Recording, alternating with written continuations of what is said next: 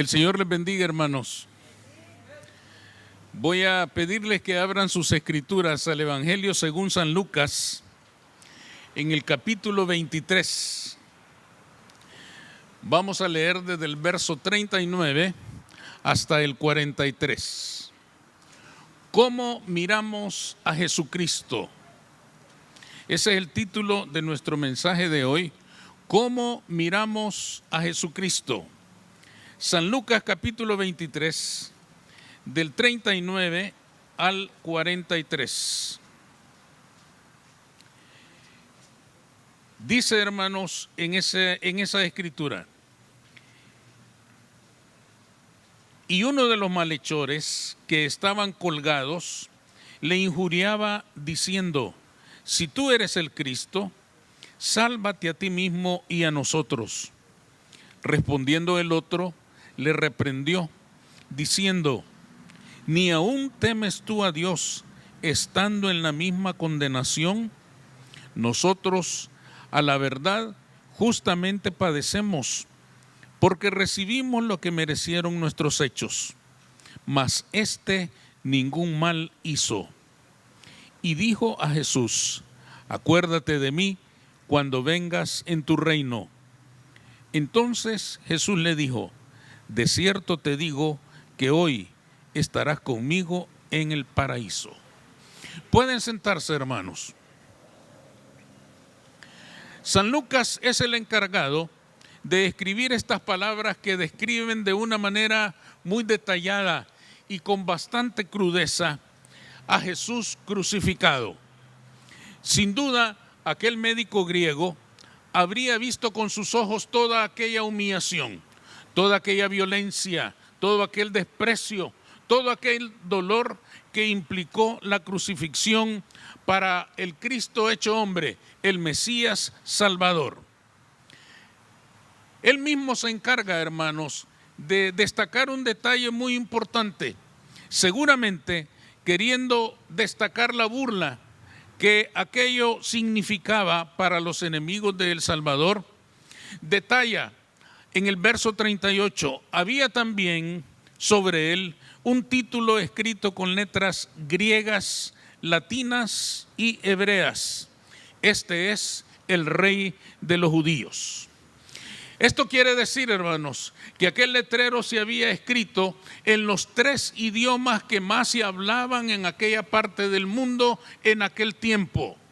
¿Y cuál era el propósito de que este letrero, este es el Rey de los Judíos, estuviera escrito en los 3 idiomas que más se hablaban en aquella parte del mundo en aquel momento? Lo que buscaba es que todo mundo se burlara de aquel hombre.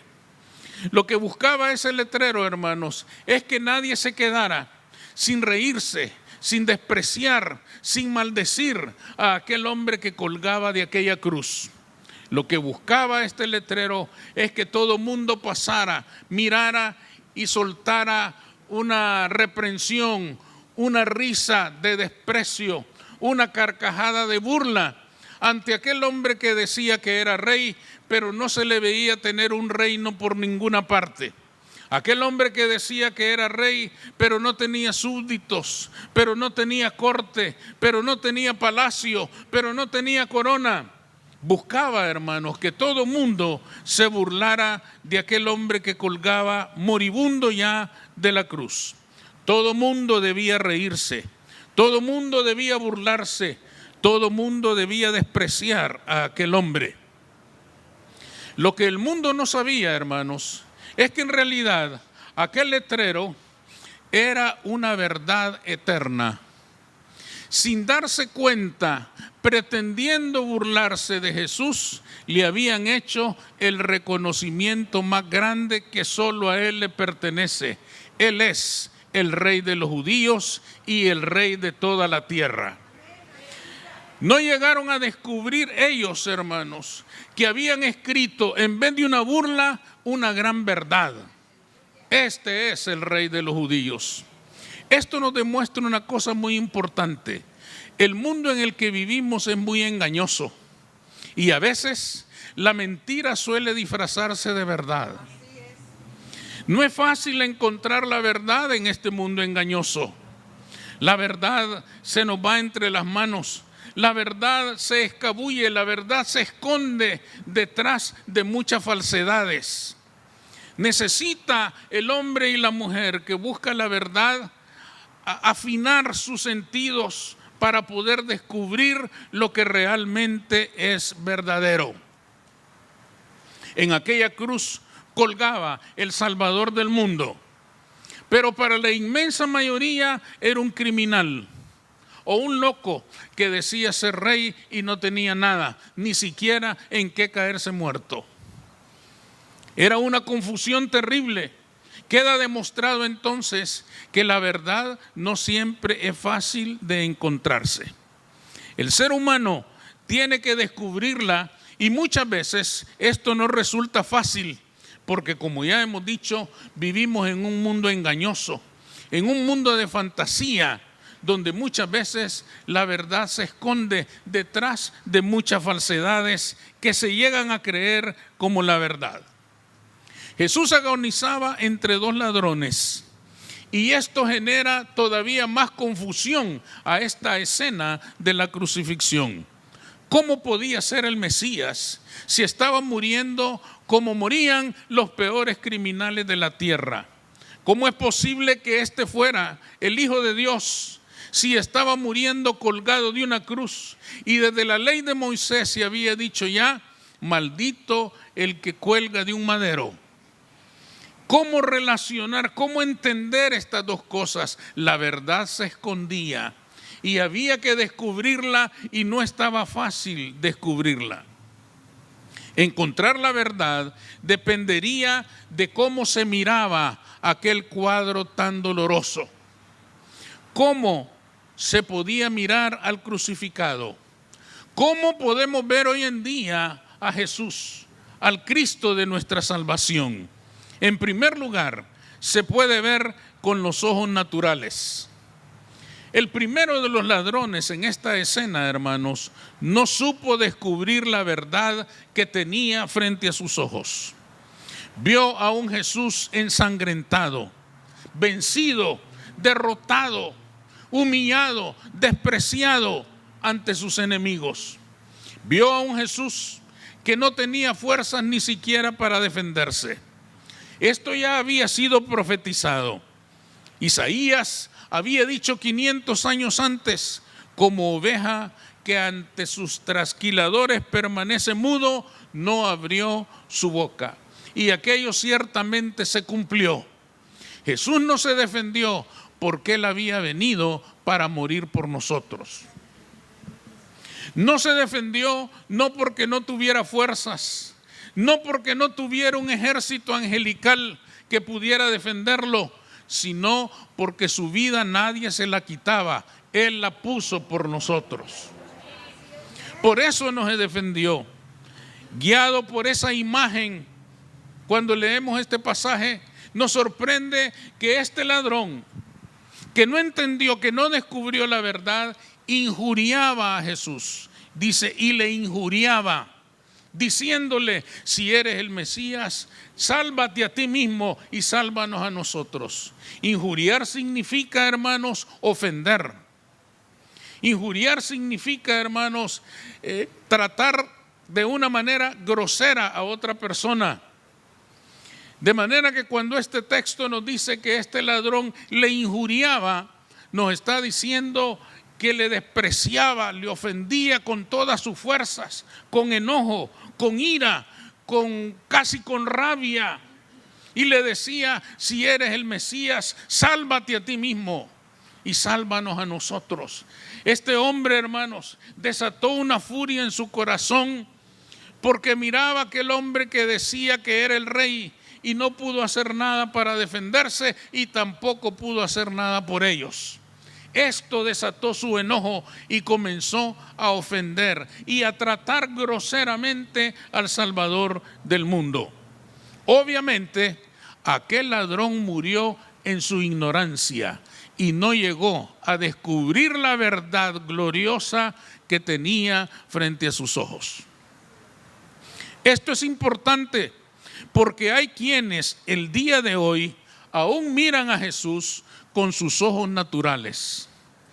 Con esos ojos naturales no pueden distinguir entre la apariencia y la verdad. Miran a Jesús crucificado y con sus ojos naturales, al mirarlo crucificado, lo miran permanentemente muerto. Hay multitudes en esta tierra que aún no le quitan los clavos a Jesús, que aún no lo bajan de la cruz, sino que lo han dejado eternamente crucificado. Y no se dan cuenta que al dejarlo eternamente crucificado, lo han dejado eternamente muerto. No se dan cuenta de que están siguiendo a un Cristo muerto. Lo peor de todo es que esas multitudes aseguran tener una relación con ese Cristo. Aseguran que siguen a ese Cristo. Aseguran que ese Cristo es su Dios. Pero no se han dado cuenta todavía que lo que siguen es nada más una imagen de lo que fue aquel momento en la vida de Jesús. Pero no siguen al Cristo que realmente es hoy en día. Aunque esas imágenes pueden desatar las emociones más intensas en el corazón al ver a un Jesús que sufre tanto, que sufrió tanto, que fue tan humillado, que fue tan despreciado. Aunque esas emociones puedan ser sinceras en el corazón de una persona, lo cierto es que nada pueden hacer por él. Serán solo emociones y una vez pasada la emoción no quedará nada, porque están siguiendo a un Cristo muerto. La mejor prueba de esto, hermanos, es la reacción de aquel ladrón. ¿Por qué injuriaba a Jesús? Lo injuriaba precisamente, hermanos, porque lo miraba diciendo que era el rey, pero no podía hacer nada, ni por él mismo, ni por los demás. Lo que enojó al ladrón y por lo cual lo injuriaba, lo podemos entender en sus palabras: si eres el Hijo de Dios, sálvate a ti mismo. Si verdaderamente eres, sálvate a ti mismo. Y sálvanos a nosotros para seguir robando y matando. Lo que le enojó es que aquel Cristo no hacía nada. Es que aquel crucificado no tenía ni fuerza ni poder para hacer nada, ni siquiera para defenderse a sí mismo. Por esto, hermanos, el hombre se enfurece cuando mira a alguien que dice ser rey, pero no puede hacer nada. Porque todas las gentes que siguen imágenes del Cristo crucificado, lo siguen quizás con sinceridad, lo siguen quizás con una buena voluntad, pero en sus vidas nada cambia porque están siguiendo a un Cristo muerto. Y el Cristo muerto no cambia, el Cristo muerto no transforma a nadie. Hay que encontrar al Cristo vivo para que la vida sea cambiada. Hay que encontrarse con el Cristo que vive y reina por los siglos de los siglos para que nuestra vida sea transformada. Y esto es lo que aquellas personas no entienden. El Cristo crucificado que tanta gente adora no puede hacer nada. Por más que lo besen, por más que se lo cuelguen del cuello, por más que lo manden a hacer de oro y lo pongan a la entrada de sus casas, nada puede hacer. Porque aquel momento del Cristo crucificado ya pasó. Al tercer día resucitó y vive y reina por los siglos de los siglos. Amén. Por lo tanto, nada se puede esperar del crucificado. Es tiempo de quitarle los clavos. Es tiempo de bajarlo de la cruz. Es tiempo de sepultarlo y darse cuenta que al tercer día la tumba está vacía porque Él vive. ¿Por qué buscáis entre los muertos al que vive? Dice la Escritura. No lo busquen entre los muertos porque Él está vivo. Pero con los ojos naturales no se puede descubrir a ese Cristo vivo. Si no se puede, entonces, ¿cómo lo descubrimos? En segundo lugar, lo descubrimos mirándolo con los ojos de la fe. El segundo ladrón, hermanos, miró al mismo Jesús. El mismo Jesús crucificado, el mismo Jesús ensangrentado, el mismo Jesús probablemente ya desfigurado su rostro. Se pueden imaginar ustedes lo que significaba una corona de espinas. De todo lo que es nuestro rostro, sangramos profusamente, abundantemente ante cualquier herida. Nosotros los hombres, cuando nos afeitamos, una cortada y sangramos mucho. La corona de espinas habrá producido un sangramiento terrible. Bajo el sol terrible de aquellas tierras, el rostro del Señor seguramente estaba hinchado por la deshidratación y todo aquel sangramiento terrible que ya había sufrido. El segundo ladrón miró a este mismo Jesús. Estaba igual, tenía la misma apariencia. Este segundo ladrón no vio a otro Jesús, no vio a un Jesús diferente, no vio a un Jesús sano de su rostro, de su cuerpo. Vio al mismo Jesús ensangrentado, violentado, despreciado, sufriente, agonizante. El mismo Jesús miró. ¿Cuál fue la diferencia? Que él lo miró no con sus ojos naturales, sino con los ojos de la fe. ¿Y por qué decimos que este hombre lo miró con los ojos de la fe? Esto nos lo descubren sus palabras en el verso 43. Acuérdate de mí cuando vengas en tu reino. ¿Saben qué estaba haciendo este ladrón? Diciéndole: yo sí creo que tú eres el Mesías. Mesías significa rey, y un rey tiene reino. El reino del Señor no era un reino terrenal, eso confundió al mundo. Era un reino espiritual. Este hombre lo había entendido. Y dice: acuérdate de mí cuando vengas y establezcas tu reino. En otras palabras, hermanos, este hombre estaba aceptando a Cristo como su Salvador. Lo que nadie creía, lo que nadie entendió, lo que nadie llegó a ver, este criminal perdido lo entendió, lo reconoció y lo aceptó en su corazón. ¿Y cuál fue el resultado? Fue el primer salvo por la cruz del Calvario. Hoy mismo estarás conmigo en el paraíso. Alcanzó salvación, el primero que alcanza salvación por la gracia de la cruz de Cristo. Porque entendió lo que aquello significaba. ¿Cómo sabía él estas cosas? Hermanos, en aquellos días no había nadie que no hubiera escuchado el mensaje de Jesucristo. Ustedes leen en los evangelios y descubren que todo mundo había escuchado de Jesús. El mensaje de Jesús era tan impactante, la persona de Jesús era tan impactante que las multitudes le seguían. Todo mundo escuchaba del mensaje de Jesús. Si no, ¿cómo creen que fueron salvos hombres como Mateo, que eran publicanos, corruptos, ladrones, perdidos? Habían escuchado el mensaje de Jesús. ¿Cómo fue salvo Zaqueo? Había escuchado el mensaje de Jesús. Los soldados romanos mismos le preguntan al Señor: ¿y nosotros qué vamos a hacer para alcanzar la vida eterna? El joven rico se acercó a Jesús y le dijo: ¿qué he de hacer para alcanzar la vida eterna? Todo mundo había escuchado el mensaje, pero no todo mundo lo había creído. Pero no había nadie que no hubiera escuchado el mensaje. Así sabía este hombre lo que el maestro enseñaba.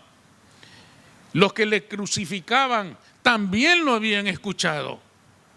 Ellos también habían oído el mensaje. Precisamente por esto se burlaban y precisamente por esto pusieron aquel letrero. Porque sabían que él venía enseñando que él era el rey de un reino espiritual. Habían escuchado el mensaje, pero no lo habían creído con fe. El mismo Jesús ensangrentado y agonizante que estaba frente a los ojos de este ladrón fue visto de una manera diferente, ya no con los ojos naturales, sino con los ojos de la fe. En aquel ladrón se cumplió el concepto de fe más completo y más perfecto que nos enseñan las Escrituras en la carta a los Hebreos en el capítulo 11 y verso 1. Es pues la fe la certeza de lo que se espera y la convicción de lo que no se ve. En este hombre se cumplieron esas dos cosas. Él tuvo la certeza de que él era el Mesías y tuvo la certeza de que si esperaba en él tendría esperanza aún después de la muerte. Y no solo tuvo la certeza, tuvo la convicción en su corazón de que él estaba perdido.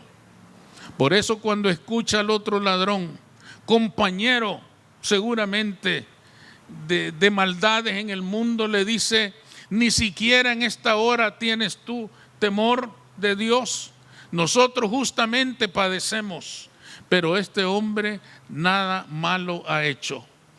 Es decir, este hombre llegó al entendimiento de que estaba perdido, necesitaba salvación y solo aquel hombre lo podía salvar. Y por eso fue salvo. ¿Por qué dispuso Dios que Jesús muriera de una forma tan violenta? ¿Por qué no morir de una manera menos dolorosa, menos humillante? La escena de este ladrón, hermanos, nos enseña a nosotros una verdad tremenda que nos ayuda a entender por qué el Padre escogió que el unigénito, su unigénito, muriera de aquella forma tan dolorosa. Lo que esta escritura nos quiere enseñar, y esa es la voluntad del Padre, que entendamos que la cruz alcanza para salvar a cualquier persona, no importa qué tan oscuro sea su pecado. No importa qué tan terrible haya sido su vida de pecado. En la cruz, hermanos, morían lo peor de lo peor.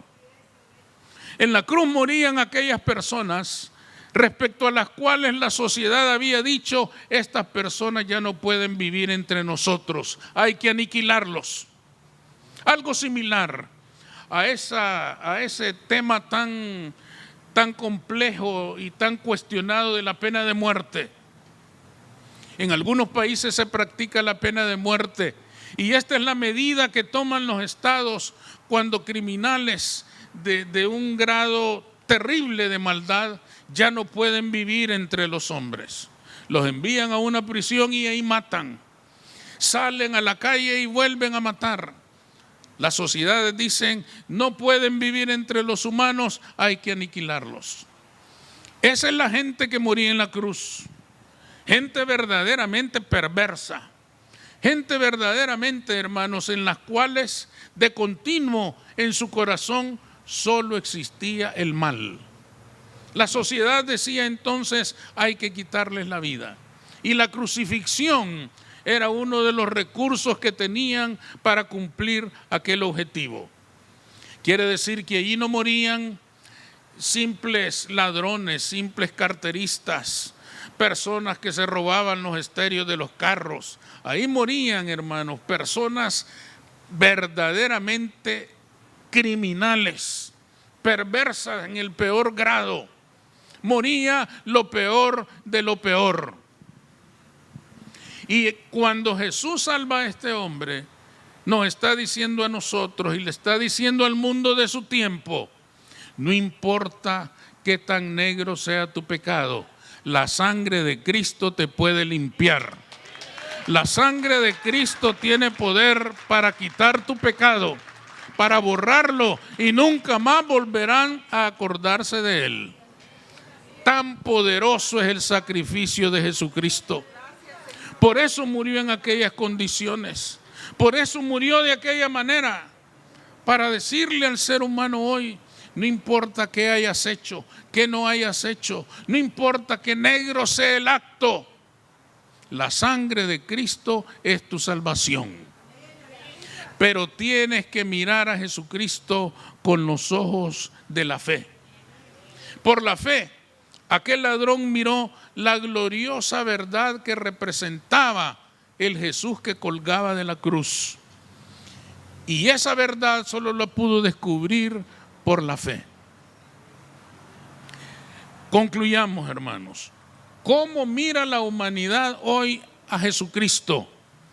Algunos lo siguen mirando muerto y por eso sus vidas no pueden ser transformadas.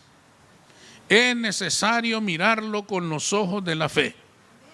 Porque con los ojos de la fe ya no miramos al crucificado, miramos al que vive.